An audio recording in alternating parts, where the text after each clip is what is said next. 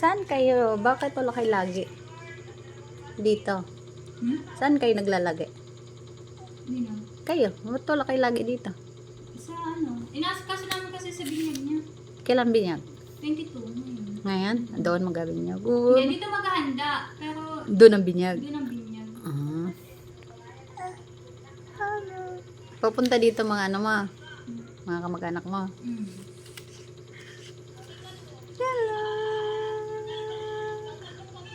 Wala naman pala si papa mo. Wala. Talagang klaro yan si daddy mo eh. Bakit? Napunta-punta ako. Wala man pala siya.